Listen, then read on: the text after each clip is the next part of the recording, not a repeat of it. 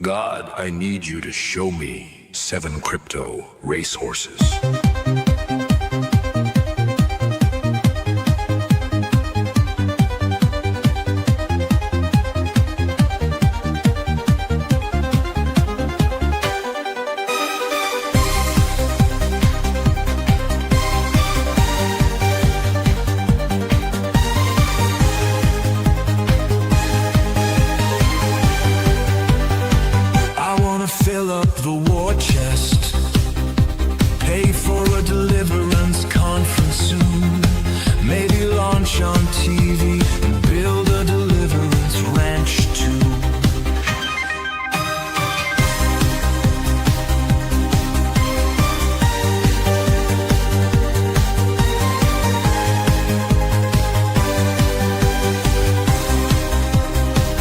For the next crypto racehorse that can bring me a 2x win, so I can fill up my war chest with coin, and then the fun begins.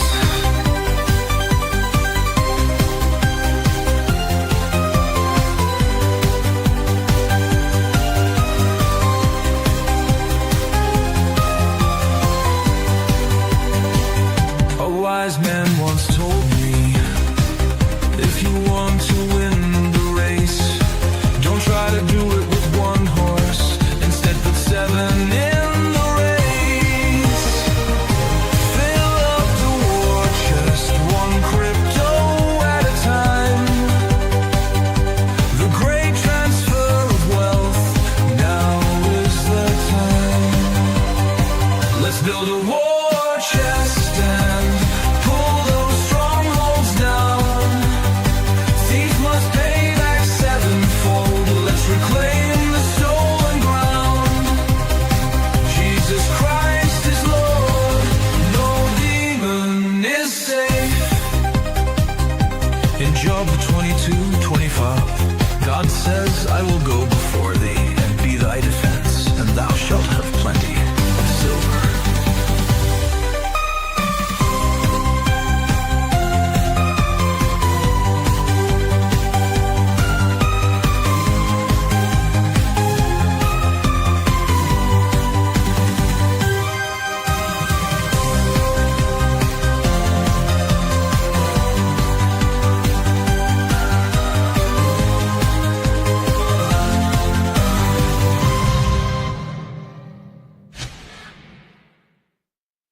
God, I need you to show me 7 crypto racehorses.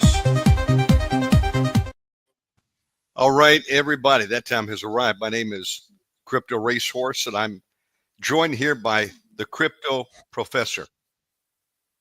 He may have the greatest crypto analysis known to mankind, and definitely here on YouTube. So you want to be tuning in. Also, I encourage you to get on the Telegram chat, because the Crypto Professor is an active poster there, and he puts a lot of data out during the week that you can use in doing your own research. Now, we're going to have a great program today. We talk about all things crypto. We love the world of crypto. I personally think that this could be a way to make some serious money in these times. And so we hope that this will be a lively discussion, and you will pay attention to some of the stuff that the Crypto Professor has prepared for you tonight. And then, of course, do your own research. Ultimately, you're responsible for your own trading. We are, as the little banner says at the bottom, not here to give investment or financial advice. We're not financial experts. We're offering opinion and just engaging in a conversation that, we hope that will cause you to take a look at this. It could be what you're also looking for. With that, let's get going. How you doing, Crypto Professor? I'm doing good. My friend, let's have you open up as we always do. We know that God gives men the power to create wealth, so we're going to acknowledge the Lord tonight and ask him to direct our crypto conversations. Over to you, my friend. Heavenly Father, in the name of Yahushua HaMashiach, we come before you tonight, and we just lift up this program. And I just thank you for what you've been showing me the last couple of weeks. especially the last week. And Heavenly Father, help me that I can do this presentation so people understand the enemy we deal with. Because I'm starting to realize the biggest deliverance we are going to have is this crypto world. And I know, Heavenly Father, and you've shown me, the devil has set traps and has gotten people to foolishly waste their money in the wrong places. And I just thank you tonight that we can see what's right and we can prepare for what's coming. We just thank you. Amen. Amen. Also, if you're new here, stay tuned with us till the end, because later on, when we put the glasses on, we'll give you our top picks for crypto for the week. And I'm going to break out a new pair of glasses tonight. we'll let the crypto professor go first tonight, and then I'll give you my picks, and that will be at the end of the program. So you better stay tuned, because Okay, we're going to look at, I have 8 picks. Okay. I have 8 picks. 2 of them are new. 6 of them we've talked about in the past. I have 2 new ones. But tonight, because I had to spend a day in Denver taking care of some business, I have a presentation that I've put together. And it's basically what we're going to do is we're going to see how the devil does his thing and how he's deceived the world for so long. We look at this verse in Revelation 18, verses 7 to 10. I'm not going to read it, but we'll, in fact, if you can get it full screen so people can read it a little easier. Okay. Yeah. That's as big, I think, as it's going to let me go. Oh, and I need to. Maybe you can pull that margin over. Okay. Well, what I can do is I can pull this over here. Oh, how about view? I think what I'm going to do is get over here to slideshow. Okay.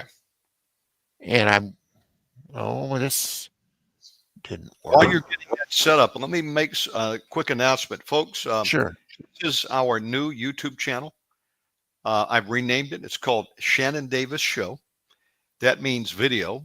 Omega Man Radio are the MP3s that we do from the shows. And some of the content that we have, it won't be this program, but we've had a couple this week where we'll touch on some things that unfortunately would get us a strike on YouTube. And I believe I have a lot of experience in that. So for that reason, it's not uncommon if a feed goes down on YouTube, you're going to need to know where else to go to continue watching. And if you're not on my email blast, you're going to be in the dark. If you haven't bookmarked OmegaManRadio.com, you're not going to know where to go. So I had to dump a show earlier tonight, and many people had nowhere to go because they didn't know where to go. You better bookmark my website and get on my email blast to omegaman.substack.com, or you're going to be in the dark. And if this is something you care about following, you need this information. So if YouTube goes down, we've got other places to go: X, Twitch, Rumble, MixLR, my website. But X gives me no problems at all. So we're always running on X with video. And the point I want to make to you is pay attention to what I'm telling you right now, because all the time people say, hey, I can't find you. Where'd you go? Are you on my email blast? No? Okay, then. Get on my email blast and you're not going to be in the dark. Oh, hey, where did you go? We haven't seen you on YouTube in a long time. Hey, I haven't stopped. I'm in 15 years now. Just about. You need to know where else to look. So I'm maybe busting some chops out there, but pay attention. This is very important, because there are a lot of moving parts to what we're doing here, and you need to know how to find us if that's something you desire to do. So omegamanradio.com, omegaman.substack.com. Okay, I busted enough balls and chops. And Okay. here we are. Oh, that's looking good. Good job. Back to you. Yes. Okay. I'm going to, Revelation 18, verses 7 through 10. Not going to read it, but it tells us what these people have been doing for thousands of years.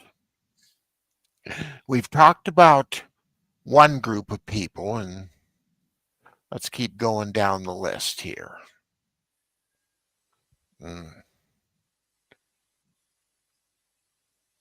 Okay.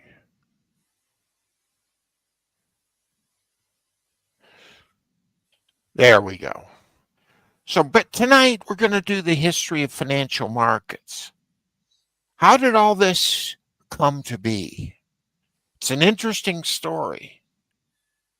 And we're also going to learn how these bankers play their games. And I've got one good example of how that happened and how something that may be noble can be manipulated by these guys. And when we see how they did it then, we're going to understand.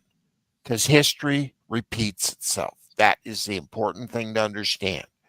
History repeats it. Solomon said there's nothing new under the sun, and he's right. It's all there. They keep doing the same thing over and over and over again. I mean, you know, the devil just isn't very creative. So let's do some foundational work here. This is just assorted pieces of history. We start with Jerusalem. It was destroyed in AD 70 by the Romans, and the Jews were obliged to relocate to places on the Mediterranean Sea. One of the most famous places is a place called Yavne, which still exists today. A lot of the Pharisees went there. And then about AD 96, when the interdict was removed from all Christian and Jewish writings, the Pharisees decided it was time to commit all their oral teachings to writing. They hadn't done it before. But the very thing that Yahushua, Jesus, warned us about was about to come to fruition. A very wicked thing was being created. And initially, those writings were put together in a book called the Jerusalem Talmud. Sadly, we only have fragments of what they wrote. But they used this Talmud to create a revolt. A revolt that from 132 to 135, they decided it was time for the Romans to go and that we were going to restore everything to Davidic rule. And they even picked out a man named Simon Bar Kokhba. And he was going to lead them to victory. Well, even though they had a 1,000,000-man army and outnumbered the Romans 3-1, the Romans still won. And this time, the Romans said, "Get out of here. We don't even want you in the empire." And so most of them left. And where did they go? They went to Babylon. And I think even Shannon's sitting there saying, "No, this is the worst place to go." And it was. Babylon was one of the most horrific places you could live. All the wickedness that you ever read about in the Old Testament was done in Babylon because that's where it all started. We saw that with Nebuchadnezzar's dream. It was through Nebuchadnezzar's dream we saw how the false system would build itself. And what do these guys do? They go back to where this system started. And they go to work on a new book, the Babylonian Talmud. And they pretty much worked on this till 600 AD, when the Islamic hordes took over Persia and decided that the Jews were persona non grata. So the Jews fled Babylon, went to Russia. And then the Huns and the various Chinese tribes, they were going through there, and the Tartars, and I can name a whole bunch of them, but they started pulling west, and they drove the Jews westward. Finally to Poland, where there were a lot of them before World War II. Germany, the Low Countries, which constitute Netherlands, constitutes Luxembourg, constitutes Belgium. And they went into France, and they even got into England. And they took their Babylonian Talmud with them, and they tried, every place they went, they tried to implement it. But thankfully, most of these people were smart enough to stick with their Bible and forget about this Talmud business. But one sect relocated to a different place. They went to Venice on the Adriatic Sea. And there they turned a small port into a major banking outlet, ruling first the Mediterranean Sea, then the Atlantic and Indian Oceans, and finally world commerce. And they controlled business and religious affairs So let's look at the Roman Empire before the Islamic people came. There were 5 centers, not only of commerce, but also of spirituality. There were 5 bishoprics, which pretty much ruled Christianity. And not any one of them was over the other. Just if you lived in Egypt, the bishopric of Alexandria was your head. If you lived in Jerusalem, that bishop ruled. In Antioch, that bishop was in charge. In Constantinople, and they were all equal. Not one of them ruled over the other. And that was sort of how the apostles wanted it. They didn't want one person ruling. A pope is the furthest thing from what the apostles wanted. Even having 5 bishops wasn't something they were really excited about. But when the Islamic hordes came, they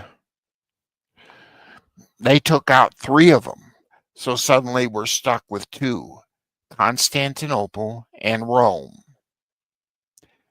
And the Islamic hordes wouldn't get to Constantinople until 1453.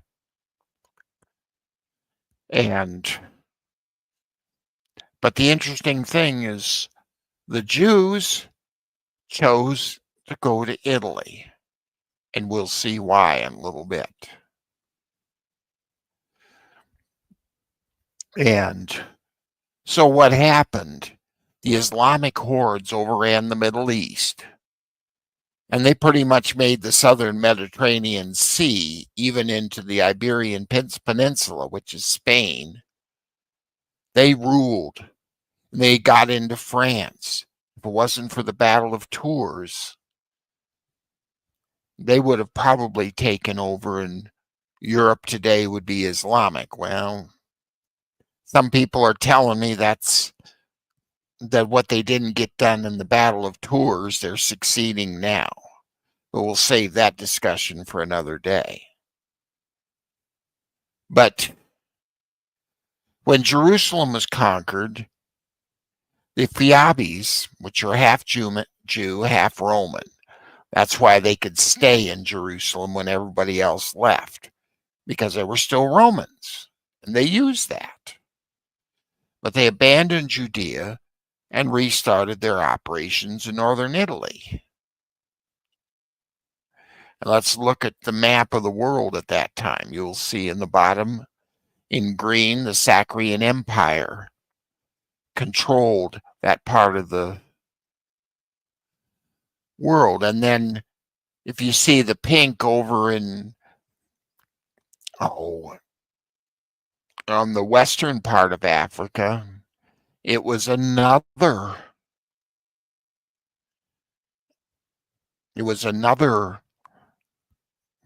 caliphate. And then you had the Visigoth kingdom in Spain, and eventually the Islamic people would conquer the Visigoths. And they would get up into France. And then you see the Frankish kingdoms, which pretty much ruled most of Europe. They were German in nature for the most part. Brittany is another little story. They were Celtic at that point in time. But eventually the Normans would run them out, and then the Normans would take England. Then there's two places, and I made a special map so we'd understand that. Italy was broken up because the Frankish kingdoms, I need to explain one more thing. They were a confederation of, and everybody argues about this, 83 nations as far as I can tell, and that's what a lot of history professors have told me over the years. And so even though there's a whole bunch of kingdoms there, they had a confederation. So if somebody attacked one, the rest of them would protect each other. But you get down into Italy, you can see that it was broken up into a whole bunch of different countries. And one of the interesting things was, notice around Rome, they have the papal states, and the Pope ruled. He actually ruled land in 1000 AD. But the Republic of Venice, and the reason it was a republic is because it was the first place where the leaders were elected. That's not something you see in the rest of Europe. They all had kings. Venice did not have a king. And that's what made them very, very unique. But they survived not because they held lots of land. They were a seafaring community. So the little spots of green, maybe I can point them here. It doesn't seem like it. Yeah, here I go. See, these little spots of green are all places that they controlled. And they controlled the seaports, and that made them very powerful. They made a lot of money off of that. And so when the Lombards and the Franks started to give them trouble, they could play those guys against each other. They were rather good at it. In fact, they often financed both sides of every war. So no matter who won, they made a lot of money. And here's Venice. And the guy who ruled Venice was called a Doge. So when you see that Doge coin, well, that was the name of the man who ran Venice. He was called the Doge. And you can see there's mostly swamp and wetland. and they had to do a lot of work to get land out of that, just like Holland did. But these guys were smart. They started setting up banks all over the Mediterranean Sea and northward into Europe. And even the Chinese made a treaty with them and worked with them. And all the stuff that came from China had to go through the Venetians. And so the Venetians were very good at taking a cut out of everything. And Venice initially was ruled by a legislature called the Council of 500. And they pretty much decided all the major issues, just like our legislatures do today. But later on, they never had, the Doge was never an executive like, say, President Trump is. They had a council of 10 who managed the day-to-day. Sometimes I wonder if the United States wouldn't be better off if they had a council of 10. Because it's very hard for one man to rule everything. So, what happens, even though Rome and Constantinople were the spiritual centers, Venice took over the banking empire of Babylon. And I put a scripture reference there. But there were other places that were powerful too. Pisa, a secondary banking center. And Pisa is going to be a very important thing here in a minute.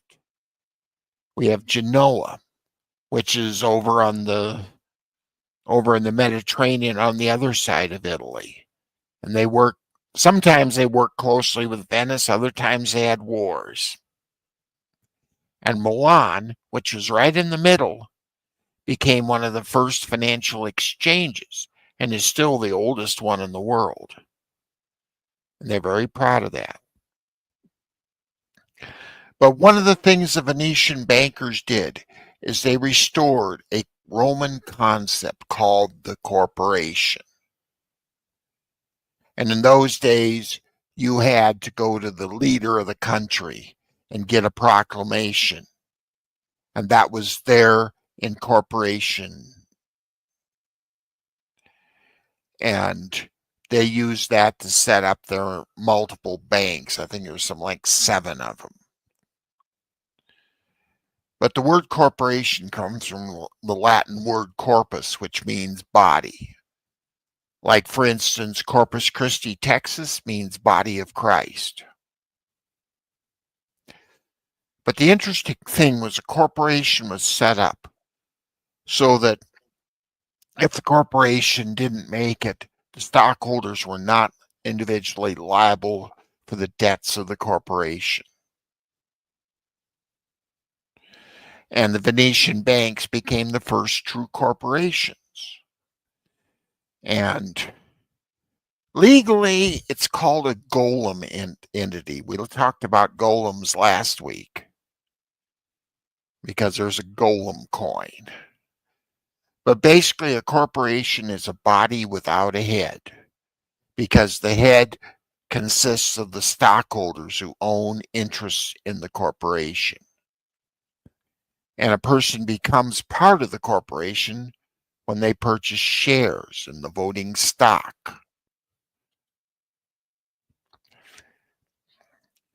And the rulers elected by the stockholders become what's called the board of directors. But the Venetian banks were what we call closely held corporations. You only could get stock in them if you were part of a family. And some of those Venetian families are worth trillions now. They make the Rothschilds pale by comparison. Even the Rockefellers pale by comparison to these guys. And we have some states that still allow for close corporations. I made a list in case some people wanted to know. Interesting that Delaware is on that list. Texas is on that list. Notice that when Elon Musk moved his operations from California to Texas, he incorporated it in Texas because they have no income tax. Neither does Wyoming. And Delaware has a share tax. But the others on this list have income tax. No, Nevada doesn't. I'm sorry. So that's why some of these states are very advantageous to incorporate in. But again, I'm not giving legal advice. Contact your attorney who's competent in these matters. And what makes up a corporation? A board of directors. They're people elected by the shareholders to manage the corporation. And many times in a close corporation, the board of directors are the only stockholders. And then you have officers, president, vice president, secretary, treasury, sometimes chief executive officer. They're all officers and they manage the day-to-day operations of the business. And there's several types of stock that a corporation can issue. You have common stock, which allow you to vote on issues coming before the corporation. And sometimes they're entitled to dividends, but those dividends are based on the profits of the corporation. Then there's a second class. I don't see it very often now, but you do see it, like Union Pacific Railroad has preferred stock, and it pays a flat rate of interest, and they get their dividend first. So if the corporation doesn't make a lot of money in a year, the dividends first go to the preferred stock owners, and then after the preferred stock owners get their dividends, then the common shares get their dividends.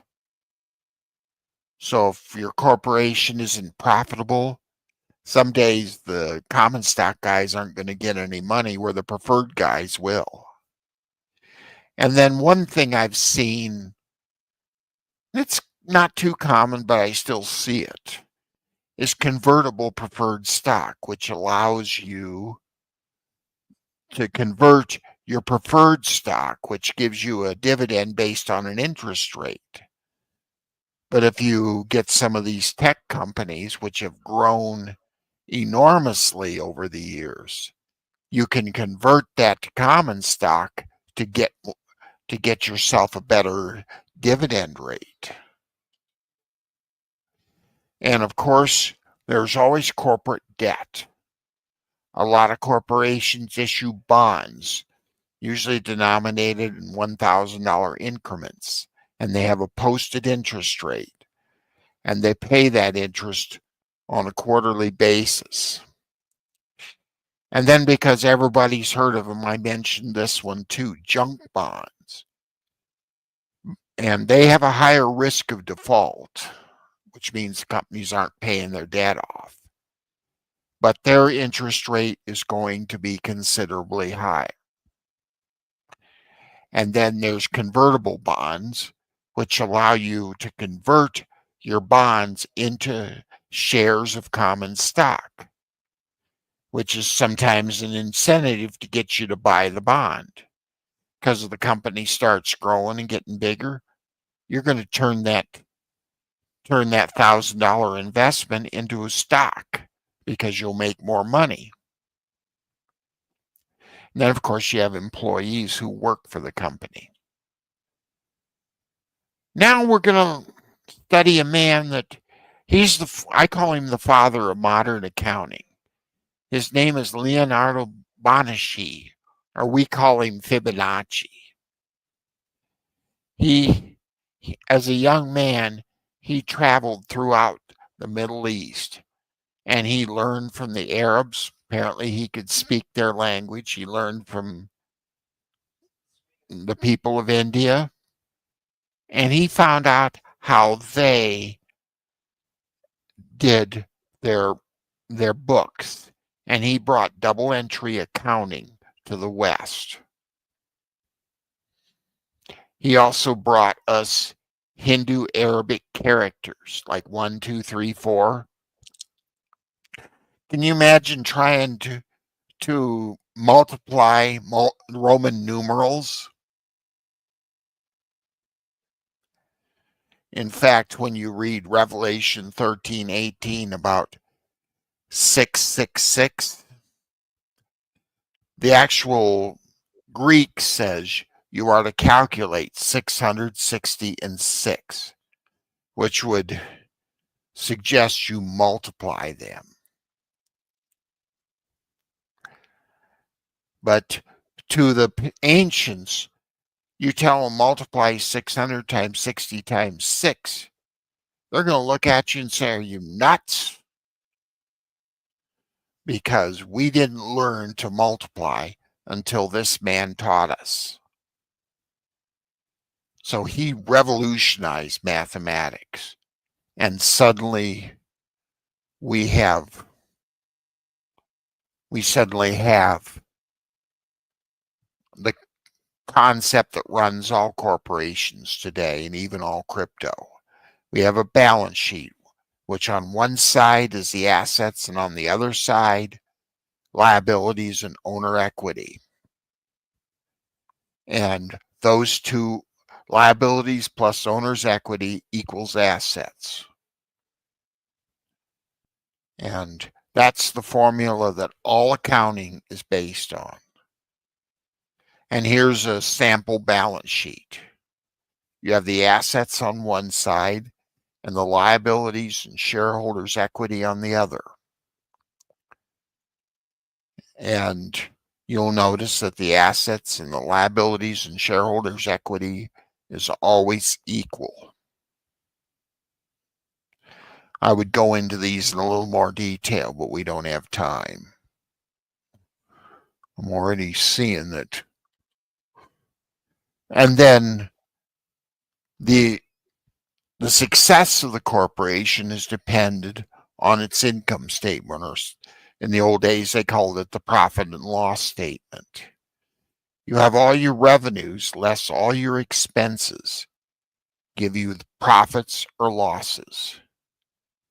And whatever those profits are, they build up in what's called retained earnings. And over the years, that retained earnings can get large. And the IRS decided, probably back in 54, that if your retained earnings account got too large, they would tax you if you didn't kick that money out in dividends. I don't like that, but that's what the IRS decided. Well, that's what Congress decided, and the IRS administers it. And here's an income statement. You have how much you got in, less how much it costs you to get that stuff. Like, for instance, you sell a widget for $1. Well, how much did you buy that widget for? Maybe 50 cents? And then whatever you get over and above that is what they call gross profit, or another word is margin. Then after that, you have your operating expenses. And that's all the administrative. Also, this is where all your salaries get paid. And then, of course, interest, because you always have to borrow money in business. That's just something that goes with it, because there's times when you don't have cash and you need it. You're making money, but you're in the process of it, and so you have to get cash. Well, these Venetian banks, they started setting up in a lot of different areas of the world. One of their biggest places, especially after the Islamic hordes took over Constantinople, is they moved up to Frankfurt in Germany. And from there, they set up a whole bunch of different branches. And using those branches, they literally controlled the finances of the world in the Middle Ages.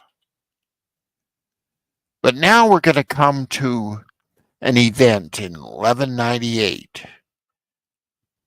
Some people would say, well, what's so big about 1198? Well, it's the day, January 8th, 1198. A man by the name of Lotario di Conti di Signy was elected, and he chose the name Pope Innocent III. I'll let you decide how innocent or not innocent. And they elected this guy the very day that his predecessor died, which has never happened since. He had pretty good credentials. He'd been a cardinal for 7 years. And he set up in a basilica called Santa Prudencia. And it was a very powerful location. That's why he could get elected pope, is because he had a power base. But the first thing he did is he lifted the interdict on the city of Pisa. We'll talk about interdicts in a minute. But he was pope for 19 years. And there's a picture of him. Does he look innocent to you? Well, I'll let everyone decide that. But in 1187, he started, even before he was a cardinal, he started declaring that the fall of Jerusalem was because of a judgment on the moral lapses of the Christian princes. And when he became pope, he issued a bull, and that is a declaration. Many times they're done ex cathedra, which means this is God speaking, not just the Pope, it's God speaking. And this one is called post miserabile, because he said the people of Jerusalem are miserable because they are in Islamic hands and being abused.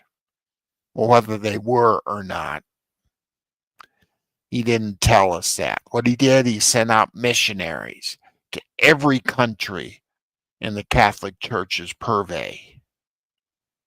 And these people were empowered to raise funds for this endeavor. And he also imposed a 2.5% tax on church contributions to finance it. So if you collect $100, $2.50 of it went to the Pope. You might say, well, why would people pay that? Well, it's because he could impose an interdict on any community that did not pay the tax. And if you're under an interdict, that meant the churches could not perform its rites of mass and whatever. And what did that mean for the residents? They were going to hell. Do not pass go, do not collect $200. So it was using this kind of arm twisting that the Pope got him to pay. But he must not have paid too much, because one of the things these missionaries did is not only did they raise money, they also got soldiers to come participate in this crusade. And like all the others, the Pope said, okay, if you go on this crusade, I will issue an indulgence to you. What does that indulgence do? It forgave them of their sins. So in their minds, the soldiers' mind, it was a free ticket to heaven. Gee, I didn't know popes could do that. I don't see that anywhere in the Bible, But these troops assembled in Venice. And when they got there, they found out that the Pope hadn't raised enough money to pay them. So what happened? The princes had to go to the bankers to arrange financing. Then they found out that, if we're going to get ships to carry troops to Egypt, we're going to have to wait for the Venetians to build them. 600 of them they planned. Does that sound like good planning to you, Shannon? Well, the bankers quickly got frustrated with these soldiers hanging around in Venice, and idle soldiers is not a good situation. Exactly. Major Baird could explain that to us better than any of us could. So, suddenly, we have this situation. The princes didn't have any money, and the Pope was indecisive. So, guess what? The bankers started looking at their loans receivable ledger, and they had quite a few of them. And these guys here, maybe we can put them to good use, or good use in their mind.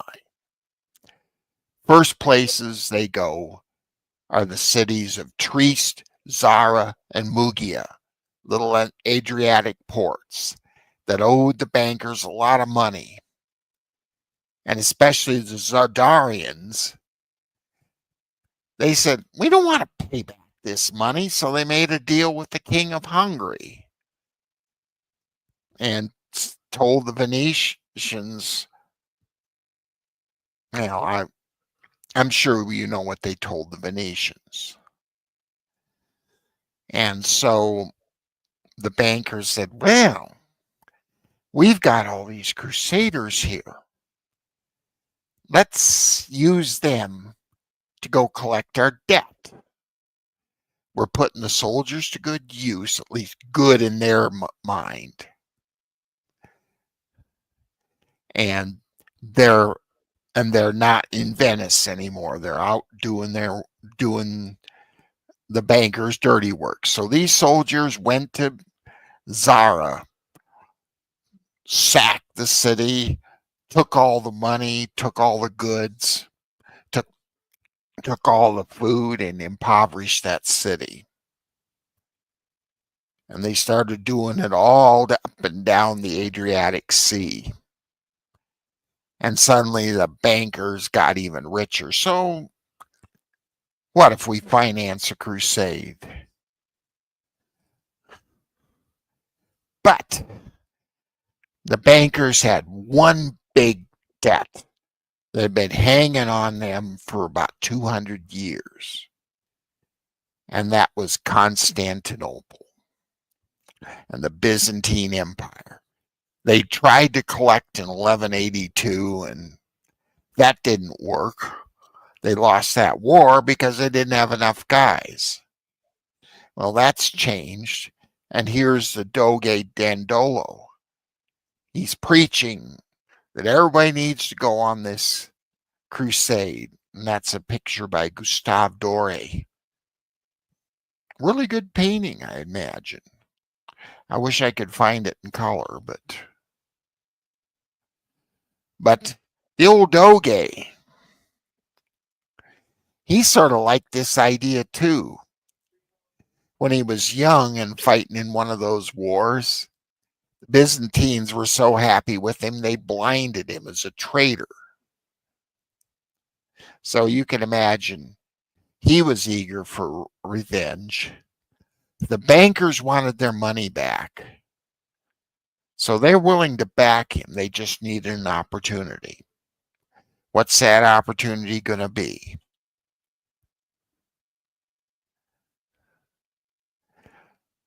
Well, the first plans was that they were going to land in Egypt.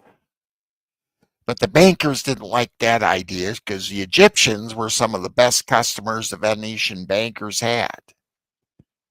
Because the Egyptians gave them lots of access to a multitude of business contacts. And what do? They gave them a lot of opportunities to make a lot of money. And so they were not about to make their good customers bad customers by dumping a bunch of guys on their country. But finally, the opportunity comes.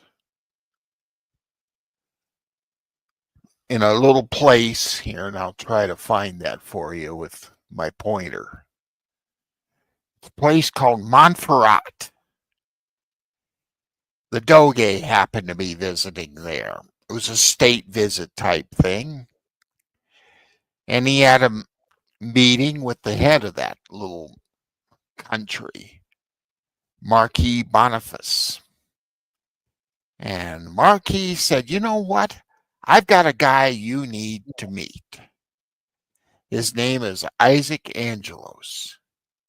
He's the son of the deposed Byzantine Empire. And he would like to be on that throne. But his uncle Alexios is there. And Alexios is not being nice to us. And if we can get this guy on the throne, maybe he'll do what the current king won't. So the Doge has a little meeting. And he said, okay, we'll put you on the throne. But there's 3 things you're going to have to do.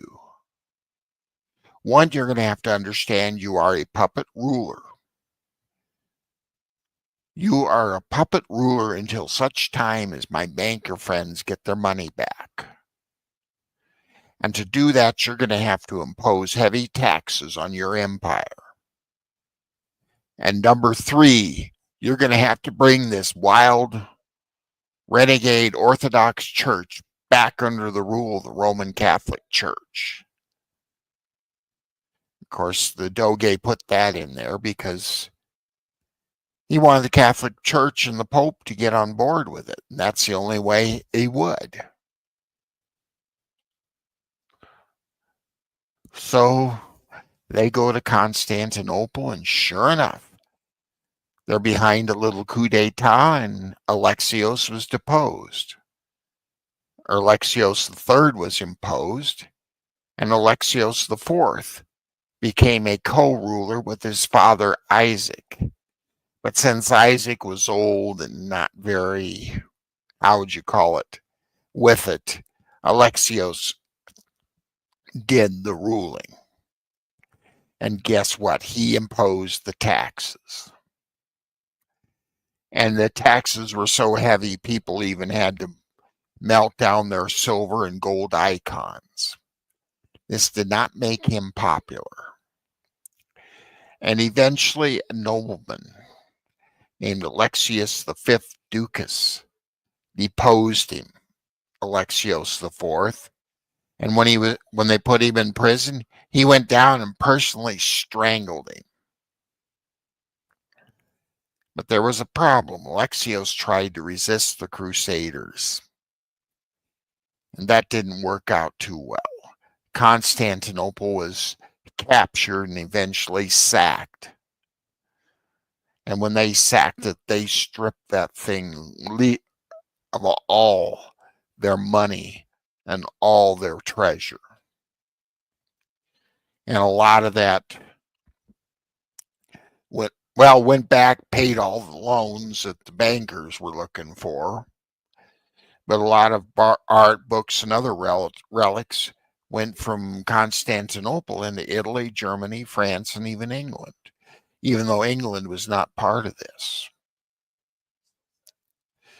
And Pope Innocent, he went along because he wanted to unify the Roman Catholic and Eastern Orthodox churches, which had split up in 1054.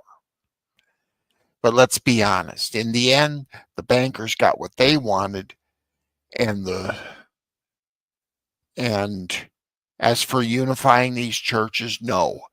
This mess split them and they're split to this day.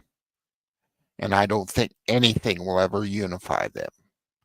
I know they talk all this talk, but it hasn't happened yet. And so Constantinople remained under the control of the Crusaders for about 150 years. And then after they'd stripped that place clean of everything, they left. And Innocent III went from the Fourth Crusade to the Albigensian campaign. And he sent soldiers after a group of French heretics called the Cathari. Interestingly, the Cathari was a group of people that when they went to the Balkans and fought these wars, they were exposed to Bogomil churches, which the Bogomils taught peace. And they taught about unity and about balance. And that was very attractive to a lot of these soldiers. And they got on with it, and they took that back to France. And suddenly they became a problem. And the Pope decided they were heretics. And he said, we got to wipe them out, or they'll destroy Christianity and destroy their power. But Innocent would die before it gets done, and so Pope Honorius III would finish the crusade. I don't know if you'd call him honorable or not. But thanks to all those wars, Constantinople was very weakened. And guess who took advantage? The Ottoman Turks, who were Islamic. And they came in there and took over Constantinople in 1453 and the rest of Greece by 1456. And the bankers suddenly realized that their investments in that part of the world were gone and they were never going to get paid back, as they didn't have a real good relationship with the Ottoman Turks. And the Ottoman Turks would eventually would actually get to the gates of Vienna in 1666. And so the bankers realized, one, we don't have the military power to stop them. And second, after screwing over the Holy Roman Empire, France, or anyone else, they weren't going to get any help. And then, so the political pressure was being placed on Venice. What do? They start moving their money more north. But they didn't themselves move north. They knew better to do that because they'd have a target on their back. So they found traders, and those traders, the Rothschild family in the 16th century. And they would set up their banking centers there. The Rothschilds did this. And so they had Frankfurt, Paris, Brussels, Amsterdam, London, and eventually New York City, all under the supervision of Venice, which is the way it still is to this day. One of the interesting things it had was suddenly people had money to invest, which they never had before. And one of the things that people started investing in was tulip bulbs, because the Carolus Clusius was a botanist out of the University of Leiden in Germany. And he found out that these tulip bulbs could tolerate the colder conditions of the Low Countries. And because those flowers were beautiful and they had intense color. People wanted them. And by 1634, the demand for them caused the price to skyrocket. So much so, even the French were going up there and buying them, as many as they could. Don't get me wrong, I love tulips. And in this winter of 1636, 1637, a futures market began to develop, and they would meet in little groups called colleges that congregated in taverns. And they didn't actually trade in the tulip bulbs, but in contracts called vinhandel or wind trade, which they paid a 2.5% wine money fee, or we'd call it a brokerage fee, to obtain. And so these guys would trade in these futures contracts until February 3rd, 1637, when an auctioneer suddenly could not find buyers for the contracts. Does that date, February 3rd, hit you, Shannon? No, sir. February 3rd. Doesn't ring a bell. Okay. What happens on February 2nd? I don't know. The Satanic holiday of Imbolc. Oh, okay. See, if Bill Schneblin was here and saw that date, he would spot that immediately. For sure. And when suddenly the day after, nobody was buying the contracts, what do you think happened? Suddenly they were told, don't buy these anymore. So you see the satanic element hidden inside these bankers. And this is one of the few times where you get to see it and see it. That's why I brought this up. And by the end of February, the whole market crashed. And the courts couldn't figure out how to enforce the contracts. So guess what? They didn't enforce any of them. And if you had a contract and you were holding it, you were stuck. And believe me, the Dutch government tried everything. And I put a little picture up here. It's sort of funny in a way. It's a picture of a nobleman standing to defend his tulips from the mass of government soldiers sent to destroy him. He was going to stand there and he had his sword out. He was ready to fight these troops. And the name of the picture is A Tulip Folly. It's really a nice picture. I think the artist did a real good job with it. Yes. I like some of that painting in that period of time. But when they went northward, they decided we got to get these stock exchanges out of taverns. Because, when you get in a tavern, you tend to imbibe in the alcoholic beverages. And when you do that, your judgment tends to wane. So we got to get rid of the casino and we've got to get it into a stock exchange where alcohol is banned.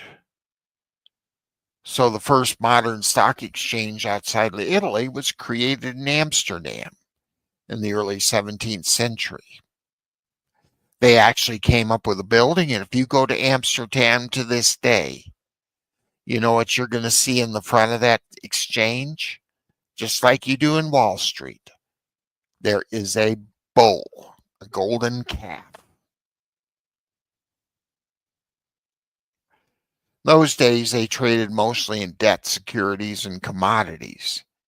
they hadn't really set the corporation up at that point in time. So, and May 17th, 1792 was when the New York Stock Exchange was started. And it was a very famous agreement called the Buttonwood Agreement. And major parts of that agreement are still enforced to this day. Why do they call it the Buttonwood Agreement? Because it was signed under a buttonwood tree. No kidding. And now the list of securities on that exchange is at about 10,000 stocks, while the bonds and commodities were moved over to the New York Mercantile Exchange. And to make it more interesting, there's another 10,000 securities that are traded on the American Exchange and on NASDAQ. I would have put a video in here to emphasize that, but I don't want to get you a strike. So what happened? As these exchanges were set up, companies started using the corporation. As they started in Italy, it went all over Europe.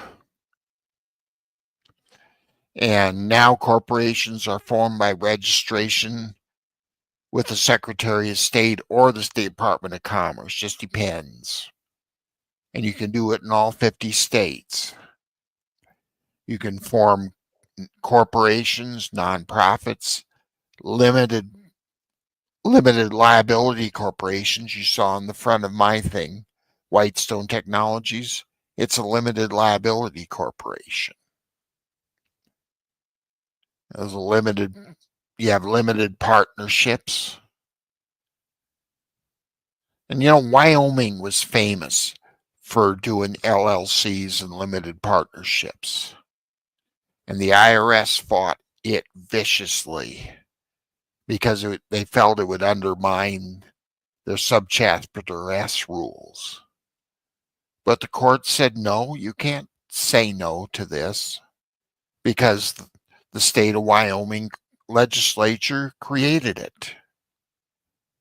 And now we're seeing a new type of organization, a decentralized autonomous organization, or a DAO. And you can file DAOs in Wyoming, Vermont, and Utah. I know they were talking about it here in Colorado, but it didn't get done in the last session. It still might, but a DAO decentralizes the entire ownership idea so that you don't have a few people running it.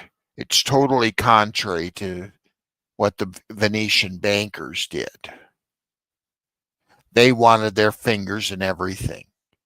A DAO automates all the banking processes. It's a threat. We'll talk about it in a little bit. But attorneys have hailed the corporation as a perfect way to do business. Personal liability protection, which we talked about.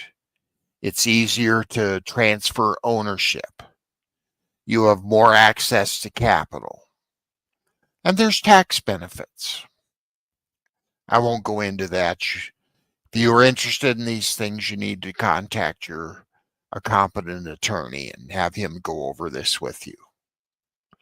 But what they don't tell you is that a corporation has a top-down structure that sometimes inhibits growth and development.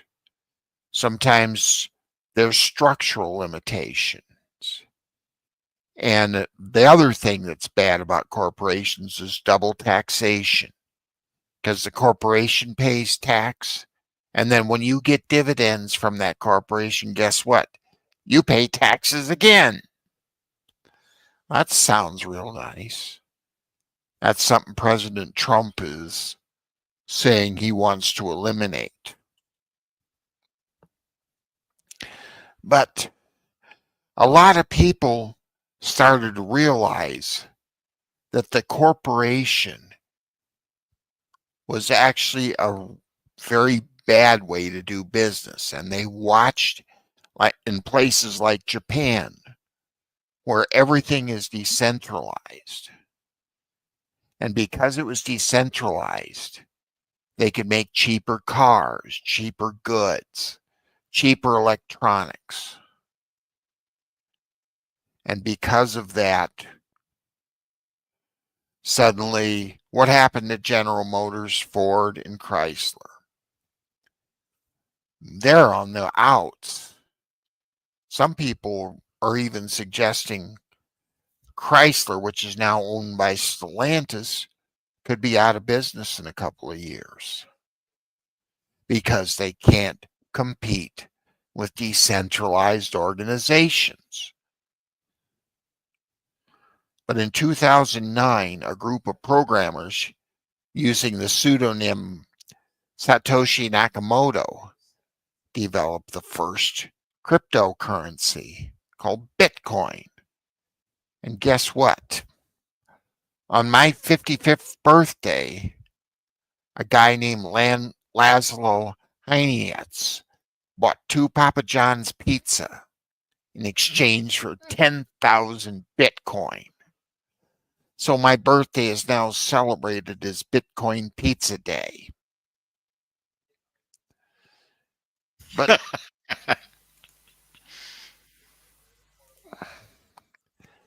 well, the thing that happened though was after it formed up, most Bitcoin got used on the dark web early on to complete transactions because it could be done quickly and nobody could track it because of the blockchain. Hold that thought for a second. Did you say May 22nd is your birthday? Yes, it is. Well, you know what? You have a birthday in common with baby Judah. His is May 22nd. Oh, really? Yes, he just turned 6 years old. So both of you have a date in common, and we'll have to celebrate that next time. I didn't realize that. And Bitcoin Pizza Day. Back to you.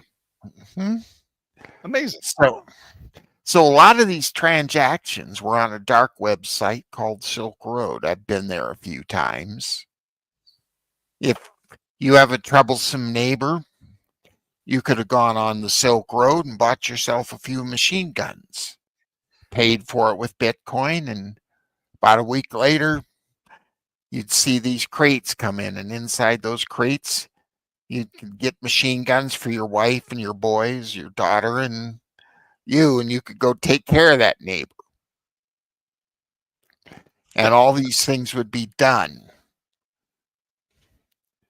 But by 2017, you started having a lot of other altcoins. The biggest one was Ethereum.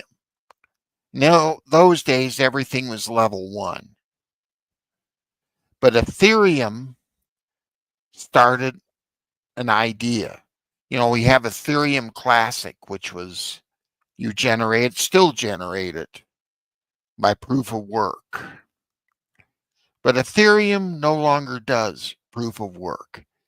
They created an ecosystem, and they make their money with gas fees, which a lot of people curse because Ethereum has gotten so big that because they can only do 1 million transactions in a day, and everything over 1 million runs extra gas fees, which makes everybody mad.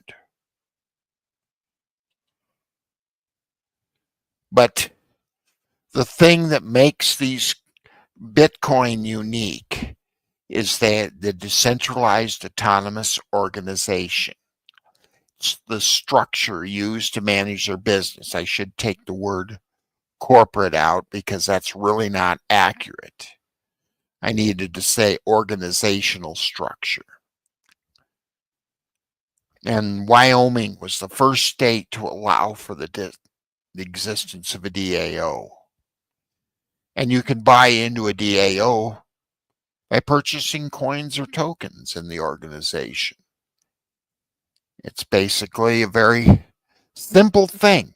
You get on Coinbase, you buy coins, and suddenly you can get involved in the governance. Interestingly, I bought into Algorand not that long ago, and they've already sent me about 2 or 3 things to vote on. I was a little surprised. And now everybody wants to know, and maybe this is a point to stop, because we've gone an hour and a half here. And we'll do this. We'll learn about market analysis maybe next week or in the coming weeks. Or maybe we can do this one with Major Baird Thursday. Awesome. Awesome. Okay. I would like to have his input on a lot of this because people forget sometimes. He got an MBA, and we compared programs one time, and we realized we pretty much took the same classes. And we don't realize he did some very heavy calculation in his day. The email system we use and think nothing of was originally built by Major Baird in his little group over at Fort Monroe. Amazing. And we don't think about that very often, but we will continue this on Thursday. Okay. I think And, it's that time. And we got to get the glasses on because, I promised at the beginning of the show that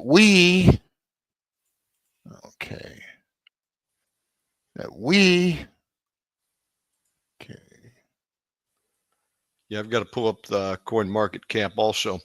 I'm going to let you take your turn first today. Folks, welcome to the Crypto Racehorse. And there's more of that lecture where that comes from. What shall we title that lecture today?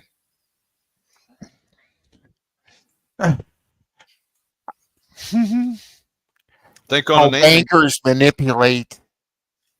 Okay. How bankers manipulate. Okay, that's good. Perfect. Part 1. Okay. Okay, excellent. Good. Well, it's been an interesting month in the world of crypto. Where is Bitcoin sitting today? It's sitting as we do this program. It's at about 108,000. It got up to 110 earlier today. But your friendly Asians get in there and they take profits. And Monday? they've done that countless times. Excuse me, Tuesday is today. Tuesday, May 27th, 2025. Okay. So. All right. I'm going to let you take your turn first, Crypto Professor. We have top picks we this have week. We have our 6. We saw, I'll name the first. We have our 8. You see, you wanted 7 in the race. Well, I'm going to get 8. Awesome. It's good to have a spare. Right. We've had Curve in the picture. I was going to give up on it, and I'm glad I didn't. It had some interesting gains in the last week. XRP is a little down. But behind the scenes, Donald Trump and his sons have been buying up a lot of XRP. And I've learned one thing. When Donald Trump starts buying something, it makes a lot of money. And when he gets rid of it, that's when you better get rid of it. The best example of that is Moderna, a corporation that... Do you want to share a screen? You want to share Cointelegraph? No. We can do this. I'm just having this up because it helps me. Okay. But when the Trumps invest in something, you get in it. When they leave, you get out. Because when Moderna, it got up to from about $25 a share, it went to $300. Well, Then when the Trumps dumped it, it went back, and now it's at $15 a share. And you know that Moderna was famous for one thing, the vax, because they were the ones that came up with the first one. okay, so their stock has went up. It went up, and then when they dumped it, it went back down. Okay. Well, now they're buying XRP. And then not only that, I've seen a lot of buying activity in stellar lumens, XLM, Curve They've been CRB. the early days. I'm still trying to figure out what they're good for, though. Basically, that's why I put up the 2 videos on Crypto Racehorse. It explains what they do. Okay. Basically, what they are is they are a ledger. And they allow you, like for instance, if I needed to pay you quickly, Stellar Lumens, I could send you money in that particular coin, and you would have it in 10 minutes. Because you see, the SWIFT system, guess what? If I wanted to send you money and I go to the bank and wanted to wire transfer it, Yes. they say, fine, that'll be $50 Right. just to do the wire transfer. And then when the money gets to you, the bank in Indonesia is going to take their cut before they give it to you. Right. Well, if you use Stellar Lumens to send that money, instead of getting it in 3 days, you get it in, 10, 15 minutes? Yeah, but and Bitcoin, the only fee you pay is $5. oh, $5. Okay. But why not You send can live Litecoin? with $5. Why not send Dogecoin or Litecoin, though? That's fast, too. Well, they're fast, but not as fast. Well, what these guys have done is they've created a ledger so that they can do international transactions without all the BS that goes on with it, without your bank getting a cut and my bank getting a cut. And the bankers are furious. And I saw a video by Eric Trump, and he literally said when crypto gets done with the financial system, banks like Morgan Chase and JP Morgan will be out of business. Okay. And I'm saying, Eric, that's a pretty bold statement, but he meant it. He wasn't kidding. So I've been looking because there's a new standard, ISO 2002, which governs international transactions. Stellar Lumens, XRP, and I'm going to mention a couple others, are the only currencies that meet this standard. And so when they start setting this up, that's what Trump went to Saudi Arabia and went to the Arab states to do, was to set up this system. And what is this system going to do? It's going to dump the dollar entirely and go to these coins. And when it goes to these coins, suddenly only people who have these coins are going to be able to do anything. Okay. All the dollars will go in the shredder. And guess what that's going to do to all these Democrats who've been hoarding all these dollars for years? They're going to have paper that's not worth anything. In fact, if they work this thing right, the Bible is the Bible's prophecy of gold and silver being thrown in the street is going to be fulfilled before our eyes. Because everything, next one is AIOZ. I find that some of their AI protocols could fit into these other currencies. Haven't yet, but they're working on it. Mostly they're doing streaming right now, but SUI network we've talked about for a few weeks. It was sort of down over the weekend, but it's come back up today. And even tonight, it's doing pretty well. And then Algorand. That's been one of my favorites for a long time. Silvio Marcali he's a flat genius. And he's also met the 2002 standard.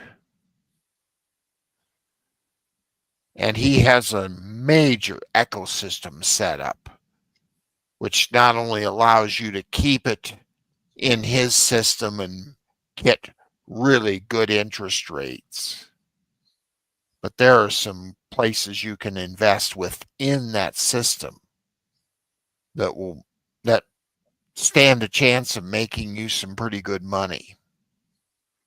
I've not been real keen to do that, but I've added 2 this week. One of them is Aether, which is another AI system, which is self-learning. It's already learning how to do various tasks like exchange crypto and do it automatically. So I could take my system, put it on Aether, and it would do all the work for me, keep track of everything. Suddenly I look at that and say, no, I don't want to do that because I want a little control. But you see, that's part of decentralized, is that it does everything mechanically. It's like instead of going to the teller of the bank, you do it on your computer at home. And the only one that knows what you're doing is your wife. Because I think that if you're married, you got to keep your wife in the loop. Absolutely. And Aether, I think, is an interesting play. It's been doing very well, and I think it's going to continue to do well. The other one I got in, hadn't thought about it in a while. I'd been in it years ago, but I got back into it because they also meet the ISO 2000 standard, Hedera Hashgraph. And they're the fastest crypto of all. Their little hash graph is faster than anything. And not only that, it's more confidential than anything. So I've got a small stake in it now. That makes 8 of them. And okay. 8 good choices there. I want you to look at Zcash also. Give me your thoughts on that. I just saw it. 27% increase in the last 7 days. That's a privacy coin, isn't it? Yes, it is. And I've been really impressed. It's now the #1 coin in the Ethereum market. $52 a piece. Wow. Yes. I think it's up 27%. What a jump there. And it's also on the Solana blockchain. So that gives you a little flexibility moving around. And it wouldn't surprise me if the day comes when it goes layer 1. And if it goes layer 1, it stands a chance of becoming ISO 2002 compliant as well. And when it does that, you're going to watch it go through the roof.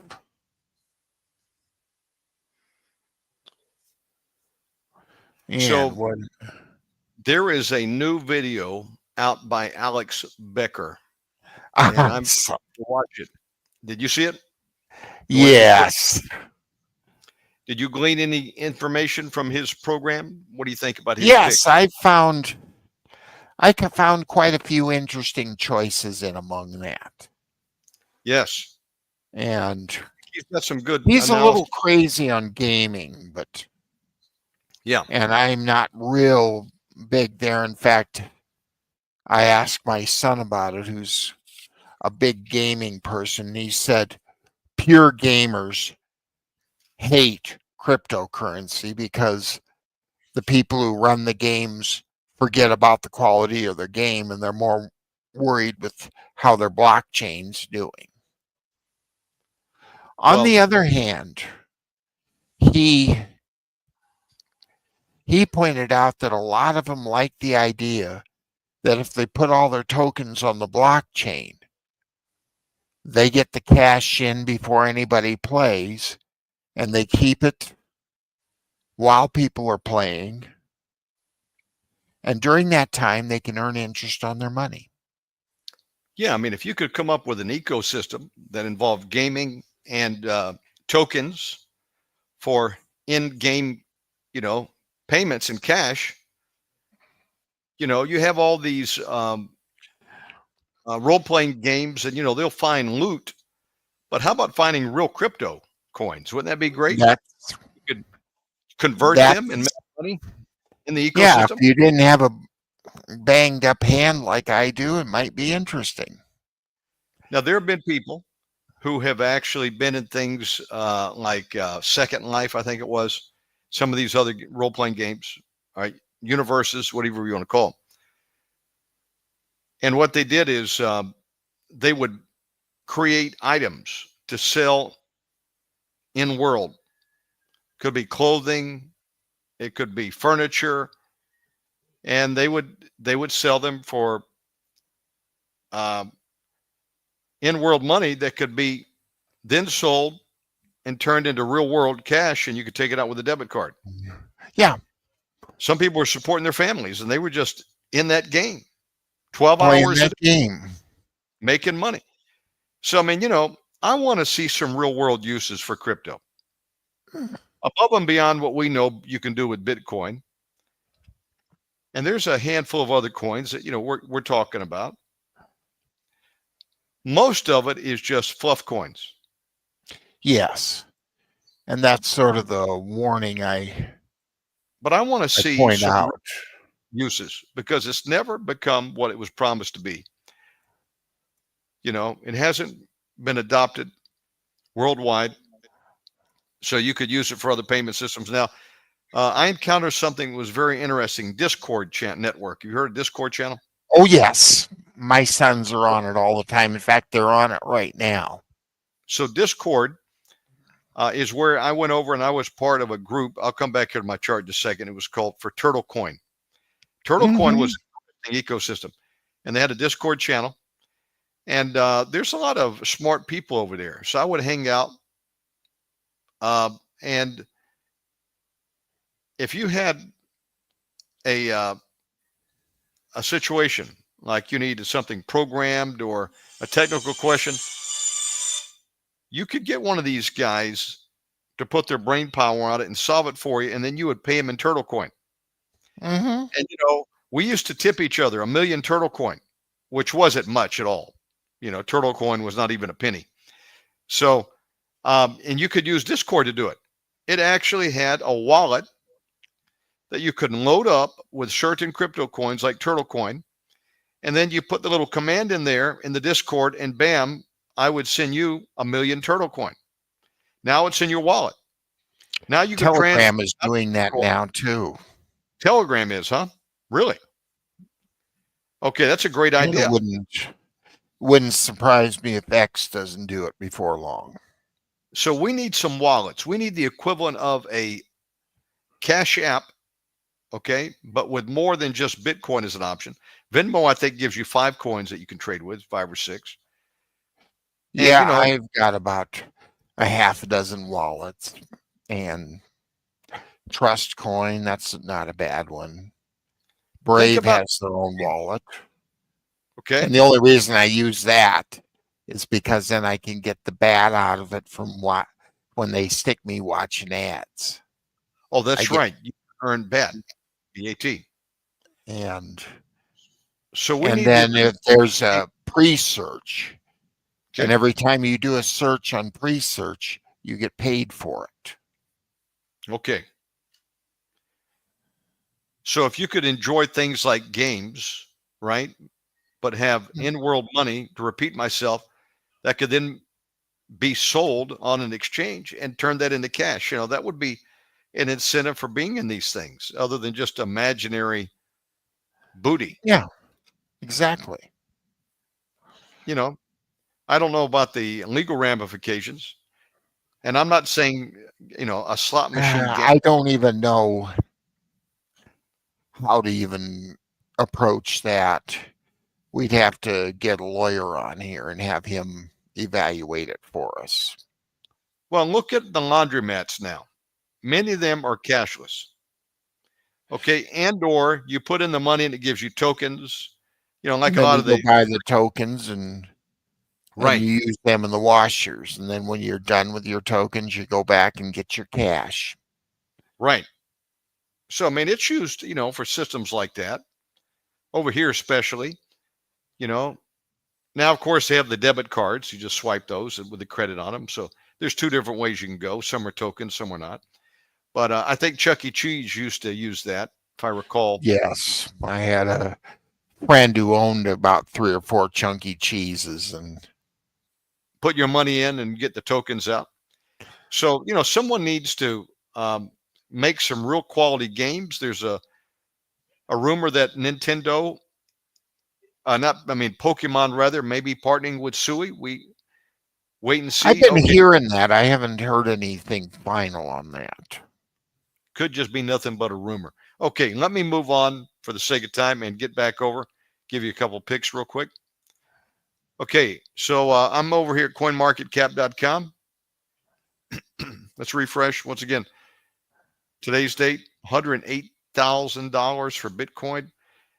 Well, it goes without saying, Bitcoin is going to keep going up, I believe, over time, probably to 200,000. So I think everybody should Well, have the some. big thing that I'm hearing now, and this is pretty much the rumor, and I think there's some truth to it, is a lot of big corporations are getting into the Bitcoin because they can protect their cash a lot better. I think For a sure. lot of them know that there's going to be a switchover. And so they don't want to be stuck with a lot of dollars. So they're Smart. going to Bitcoin. But there's a little bit of a push here because we're getting close to that 21 million number. Yeah. And they have made it expressly clear they are not going to issue any more than 21,000 21 million. That's right. We're at or 19. 21 million. And when they get to that point, suddenly the price of those coins is going to go through the roof. Although And it not will only, 2040 before they hit that point. well, I don't know. You're now seeing a lot of people mining that never used to mine before because of that increased mining, even with all the halvings that are going to come in the next few months. They're anxious to get those last coins out. I know, but I think it's set. I know it's supposed to be set, but every 10 minutes, there's new coins generated. So I don't know that by increasing miners, it's going to create it any faster. It just means there'll be more people to share of the finite coins coming out. You have to divide with, yeah. unless you have to find the block yourself. I mean, if you're solo mining, yeah. you're going to get less the more buyers, I mean, the more miners. But if you're, excuse me, if you're pool mining, I'm sorry, Yeah. you're going to have to share with more people if there's more online to mine. But if you're solo mining, that's another story altogether. Yeah. So, I'm just saying, that, there's going to be a limited number of coins left. And even the ones that are existing, it doesn't mean they're all going to be out there being traded. A lot of people are hodling them because they know what's coming. I guess So we that got means that these big corporations are going to have a very limited supply. And as people like BlackRock and sure could go up to $1 million. Vanguard, they're having all these people buying into their coins, and when that happens, suddenly those companies are going to have to get into the market. They're going to have to buy at whatever price is being offered. And people like Larry Finker finding out that he doesn't have as much control of this market as he thought he would have when he bought up all these coins. He didn't understand that decentralized means decentralized. He has a lot, but he doesn't have the market share. Isn't it the Gemini twins over there that have the most holdings of anybody? Mm-hmm. And that's what I'm saying. He doesn't, no matter how many coins he gets, he can't ever corner that market. Right. Well, that's true. Michael Saylor, a famous holder, and then the Winklevoss brothers. I think they may have the largest share. Last time I looked, at least they did, for one person in their holdings. But hey, there's a couple million that have been lost. Yeah. Where is Satoshi's coins? I think he had 1 million. So there's even less in circulation when you think about that. Yeah, that's what I'm saying. There is a limited market, but the demand is high. And when the demand is high and the market and the supply is limited, straight economics says that's going to vault the price. And that's what we're going to see with Bitcoin, Ethereum, XRP, all of them. Because there's still a limited supply, and all of these are now saying we have a max and we're not going over that max. So XRP, it's not a scarcity coin like Bitcoin. Bitcoin 21 Well, million. actually it is now. They said they were, if you see that little line there, that's where they're going to stop. When they get to that point, they will stop minting them just like Bitcoin. I realize that, but what I'm saying to you is Bitcoin maximum ever will be 21 million. Yeah. XRP, 100 billion. Yeah. That's a lot of coins. But if you're going to be the financial currency of the world, you're going to need that many coins. Well, and that's a true statement. But I know that there's XRP loyalists, and it's no doubt it's number 4 in the world. But I think it's a crap coin myself. Mm-hmm. I think it's been a bunch of hype, and I don't know that it's what they say it is. I mean, you've got XRP, and then you've got Ripple, which is its twin, right? No, Ripple and XRP are one and the same. Well, no, there's 2 different mechanisms here. No, they're one and the same. Ripple became XRP. You telling me they merged them? Because there was one, it was a token, and then there was one, it was supposed to be a stable coin, but it never materialized. They just folded back into XRP and removed the name Ripple. I'm going to make an unpopular prediction. I think this is the biggest hype coin of them all. And I know some people that are all in on it. They won't buy anything else, and they're holding a big bag. One guy in Australia that I know of. And he's probably going to get a big payday. But I just think it's a caca coin myself. I don't like it. But that's just a personal opinion. Mhm. Governments are coming on board with Bitcoin. Institutions, millionaires. Look, if every millionaire in the world wanted a coin, there's not enough coins to go around Yeah, just to have one. that's why Bitcoin's going to see 250,000 someday. I agree with you on that. Bitcoin is something that I'm trying to get a little bit of, whatever I can afford. Could be $1 a day and just hold it forever. Okay, so my picks this week, Ethereum. I think Ethereum's going to do 2x, Crypto Professor. Real Yeah, soon it's going to. they're now talking 4,000 for it. It's been there before, and it survived these rumors that it was going to be surpassed by Solana. But you know what? Apparently that was just rumor because they've rebounded now to Well, about what happened?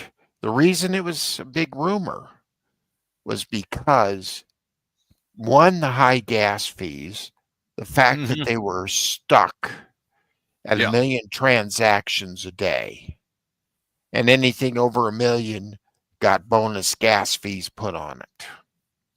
And that upset a lot of people, so they were going off to Binance and Solana, Tron. fees are But not let. what Sure. happened with the new update? Ethereum corrected a lot of these problems. Yeah. And they've got a real That's team. why they're going up again, is because now, because for a while there, you had a lot of people who were not optimistic that Ethereum was going to solve its problems. But a lot of those pessimists have been proven wrong.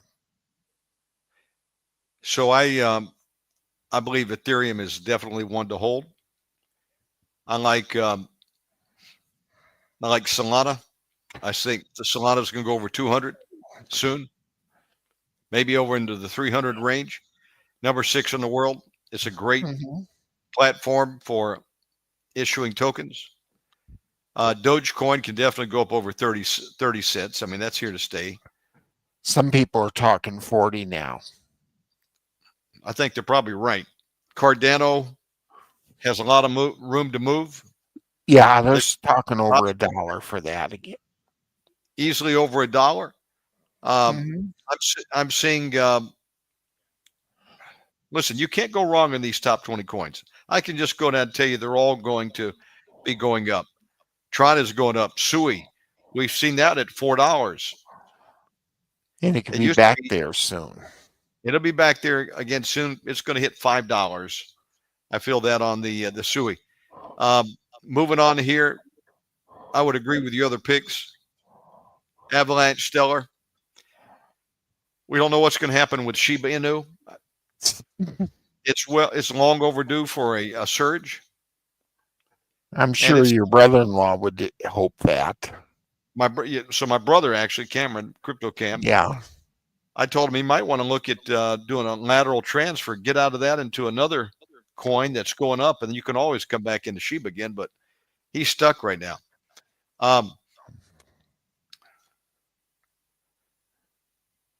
Monero is blowing me away. $348. Man, that's massive. Yes, it's got a composite right now of 33. And I looked at that thing and it's way above what it should be. In some of mine, it's now 6 standard deviations above its 987-day moving average, which is incredible. Some people say it can't go any higher, but because it's such a good coin, it's still the most confidential coin you can trade. And as long as we have these guys thinking war, they're going to do fine. My advice this week is very simple. Ethereum, Bitcoin, and watch Alex Becker's picks for some of those other coins. I've got his list here that he's been mentioning.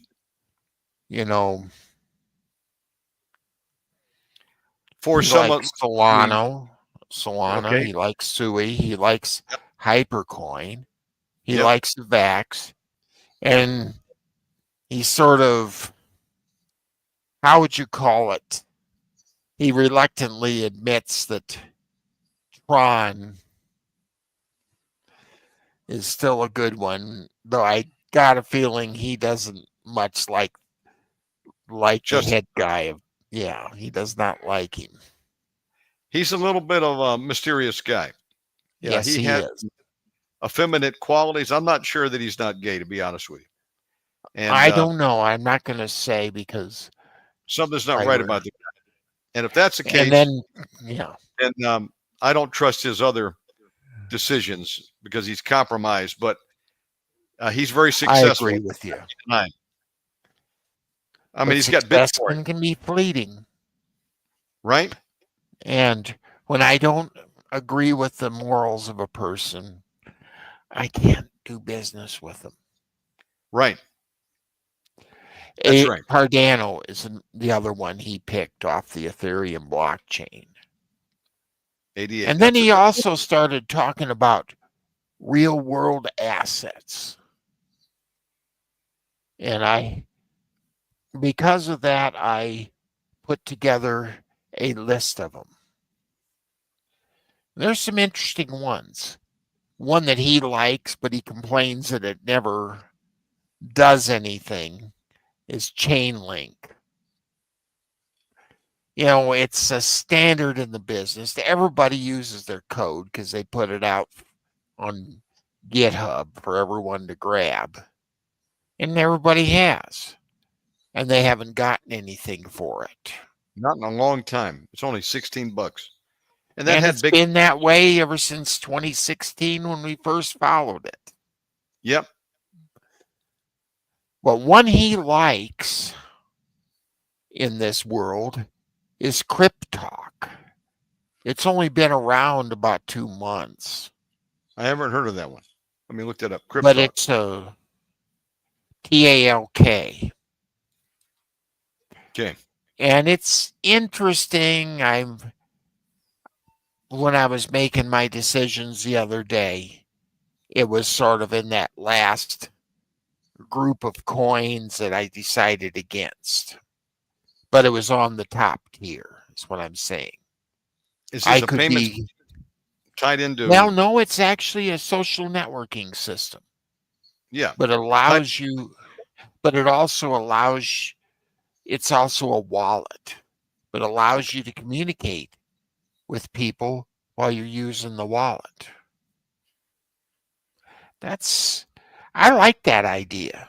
Because sometimes when you're trading these things, it would be nice to talk to people. No man is an island, John Donne said many, many years ago. I remember that quote from my English lit class in high school. No man is an island. And he's right. The man is right. We need some real world use cases other than just speculation, which is fine. I would like to see some things I could begin to do with these. Yeah. And, that you could But all these are like the number one on my list was one called Proppy. And I looked into it. It speeds up real estate transactions. Interesting. I mean, there is nothing worse in the United States than trying to buy a house. Right. I mean, number one, when you go to close on it, you're in the office of the people that do it for a good hour signing papers. You don't have time to read all that stuff. Well, Proppy has found a way to automate most of that. So that one, you're not spending 3-4 weeks to close on a property. Even if you got cash to pay for it. It's still 3-4 weeks to get it closed. To let the lawyers do their thing, checking the title, to get the title insurance through, and then all the other stuff. And then go through the grueling process of signing everything. And if you're married, you both get to sign it. You just get sick of it fast. Well, these guys have come up with a way to speed that process along and make it, instead of a 2 to 3 week ordeal, 2 or 3 days. Crypto Professor, we're out of time for today. But I want, before we close, give out your contact information. How do people reach you? You have a number of websites. How can they find you? Okay. To reach me by email, tom.mack@whitestonefoundation.org. Cash App is Whitestone609. And websites, whitestonefoundation.org, whitestonetechnologies.co, bible-codes.com. I've even put up a few crypto Bible codes. Might want to look at them. Cool. And then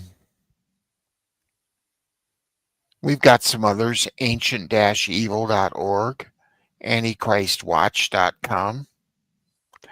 You might want to watch Antichrist Watch. We're going to have to install a lot of the things we're seeing here in the crypto. And one of these weeks, we're going to see, and we're going to have a show on it, that crypto versus the bankers. And it's a fight for control. Okay. And because the bankers, they know that if everybody goes to crypto, they're out of business. Because suddenly you can move money, you can transact business at speeds never before dreamed of. Absolutely. They've had a monopoly on this thing for so long. Charge what they want. What can you do? Few options outside of them. But this will give people freedom. Be sure and watch next week. We'll have more with the Crypto Professor. Crypto Professor, great job. You always do awesome research. By the way, you can get more reports from him by checking out the Telegram channel and follow the program here, Telegram at the Crypto Racehorse. This program will be available immediately in the live tab after the show. And I'll have the PowerPoint up there. It'll probably be tomorrow because unfortunately I didn't get it parsed out. No worries. I never go how far I'm going to get on one of these programs. I will say this, be watching for that and watch for something else. Watch out for the tail of the crypto whale. Thank you, Professor. Here comes the crypto whale. You better watch out for his tail.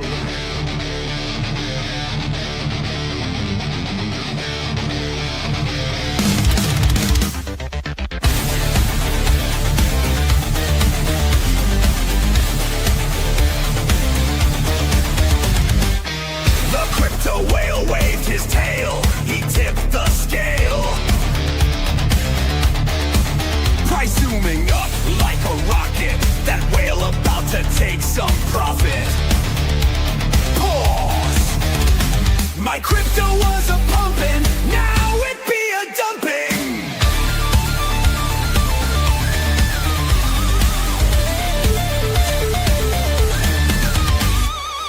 XRP, Gary Gensler, the SEC.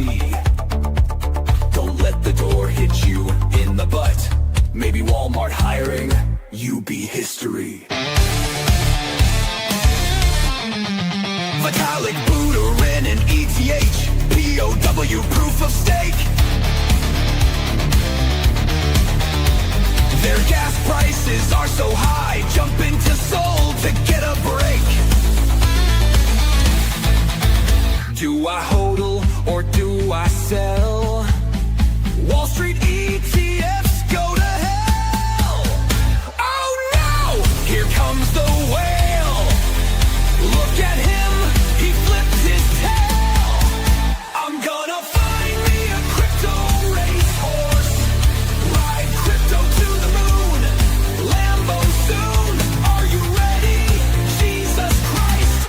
returning soon. Remember the dude who screamed BitConnect? BitConnect!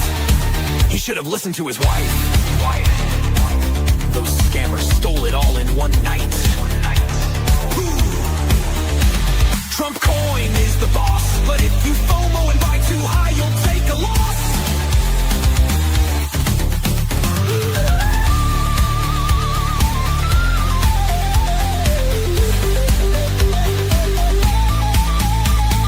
Scarcity, fungibility, disruptive technology, it may all be Greek to thee. Speaking of Greeks, hey Anton, where you be? Loved your lectures, I miss thee. I'm gonna find me a crypto racehorse, ride crypto to the moon, Lambo soon, Jesus Christ is returning soon. Once met a man who said he was Satoshi, met him at a coffee shop down in Bali. Doggy Coin, Shiba Coin, son of Dogen. Who let the dogs out? Somebody tell me who let the dogs out? I'm gonna find me a crypto racehorse, ride crypto to the moon, Lambo soon. Jesus Christ is returning soon. Remember my words. Don't forget about the crypto whale. Better watch out for his tail.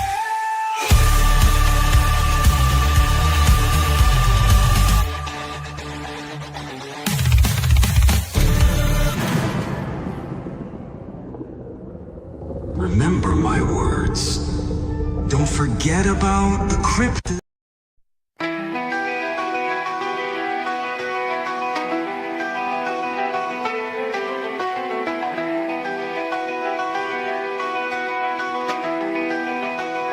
Look at that crypto go!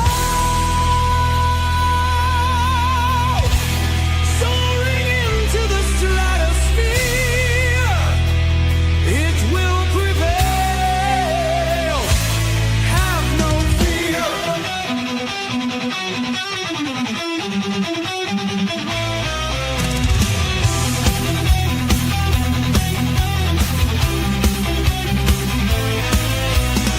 Fill up the war chest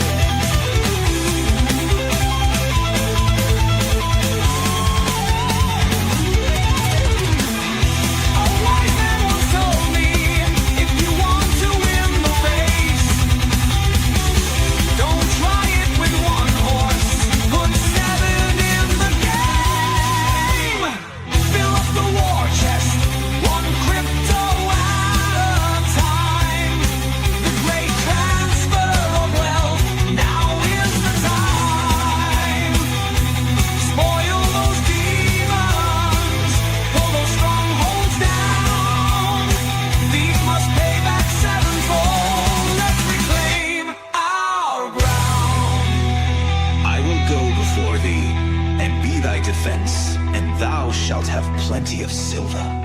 Jesus. I'm your crypto racehorse. I will run the race for you. Yeah, yeah. No looking to the left, no looking to the right. I got my blinders on. 2x, 4x, 10x, straight to the moon. I will contend, endure till the end. Crypto is my friend. Giddy up, boy, to the moon. When you fill that bag with mean coin to overflowing, never forget, it is God that gives men the power to create wealth.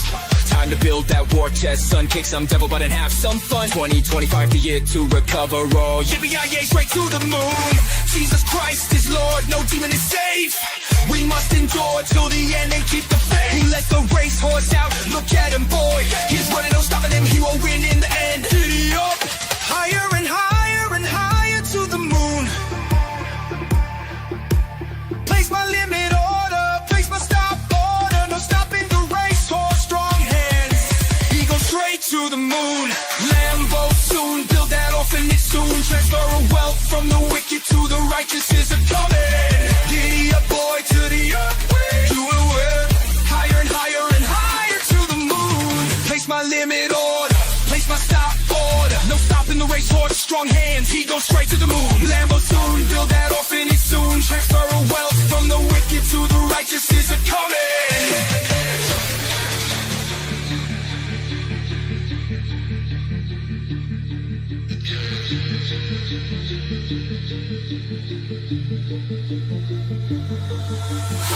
Higher and higher and higher to the moon. Place my limit order, place my stop order. No stopping the racehorse, strong hands. He goes straight to the moon. Lambo soon, build that orphanage soon. Transfer of wealth from the wicked to the righteous is a coming.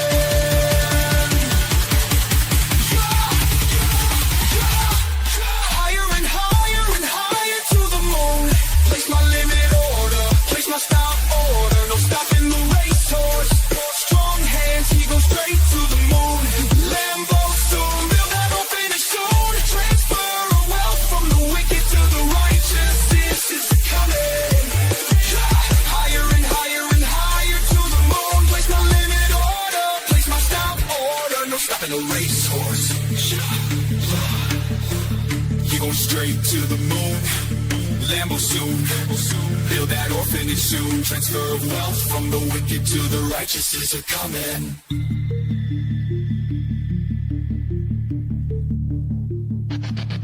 Yeah.